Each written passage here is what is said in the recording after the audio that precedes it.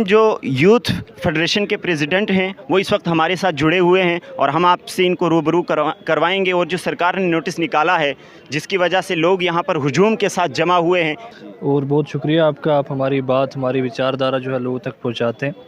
मैं असल में हिंदुस्तान एक आज़ाद देश है, एक डेमोक्रेटिक कंट्री है, और यहाँ पर हमेशा आर्टिकल 25 और 14 और जो हमारे फंडामेंटल राइट्स हैं उनके बिहाफ पर बात होती है।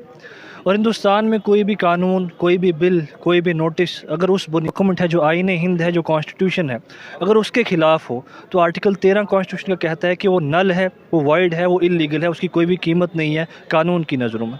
पहली बात तो ये।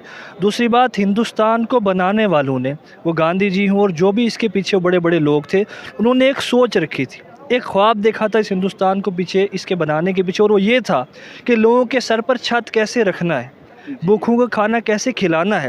लेकिन जब इस नोटिस को आप पढ़ते हैं तो उस बुनियादी विचार के ख़िलाफ़ है, उस बुनियादी फाउंडेशन के ख़िलाफ़ है कि जिसके ऊपर हिंदुस्तान आज खड़ा है, कि जहाँ पर लोगों को मकान देना आपकी ज़िम्मेदारी थी, लोगों को खाना खिलाना आपकी ज़िम्मेदारी थी।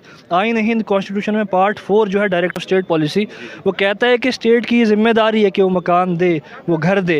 लेकिन जब इस किस्म के नोटिस हमारे घरों में आते हैं कि आपके घर को तोड़ दिया जाएगा, तो ये उस विचारधारा के ख़िलाफ़ है, ये आईन हिंद के ख़िलाफ़ हैं, ये उन बुज़ुर्गों की उस सोच के ख़िलाफ़ हैं जो हमारे उस पर आए। सरकार को ये समझना चाहिए कि सरकार एक वक्त पर इन्हीं लोगों ने चुन के ऊपर भेजी थी, और यही लोग जब ऊपर चढ़ा सकते हैं तो नीचे भी ला सकते हैं।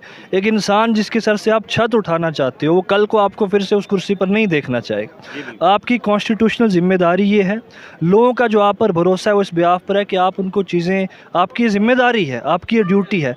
आप अगर उसके ख़िलाफ़ आज कुछ देर के लिए पावर में होने की वजह से या किसी भी चीज़ की वजह से हो रहे हैं, कल को ये चीज़ें भारी पड़ जाती हैं। सरकार अपने ही पाँव पर कुल्हाड़ी मार रही है, क्योंकि लोगों ने ही वोट देकर सरकार को सत्ता में लाया था, और आज वही सरकार लोगों के खिलाफ एक्शन लेकर लोगों को नाराज़ कर रही है। हमारे घर का किसी का कोई नोटिस नहीं आया, लेकिन अगर मेरे मोहल्ले में आग लगती है तो मेरी ये ज़िम्मेदारी बनती है कि मैं पानी की बाल्टी लेके वहाँ पर जाऊँ।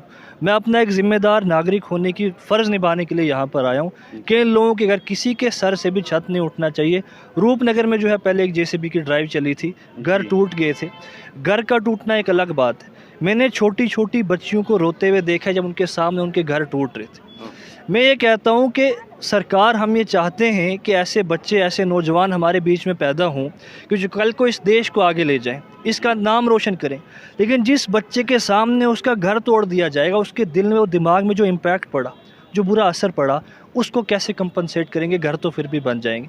तो इसका खाली घर तोड़ना से ही लिमिटेड ये मसला नहीं है, घर के साथ लोगों के ख्वाब जुड़े हुए, और वो घर हिंदू का हो, मुसलमान का हो, सिख का हो, क्रिश्चियन का हो, घर तो घर होता है। जी बिल्कुल। उस घर के साथ कुछ ख्वाब वाबस्ता होते हैं, उसके साथ वो बच्चों की वो यादें जुड़ी होती हैं। तो अगर एक घर टूटता है तो एक पूरी सोच टूट जाती है, एक नज़रिया टूट जाता है, एक पूरी जनरेशन टूट जाती है। तो इसलिए समझना चाहिए सिर्फ एक घर का मसला ही नहीं है, ये फैमिलीज़ का मसला है, ये जज्बात का मसला है, ये हिंदुस्तान के कल का मसला है।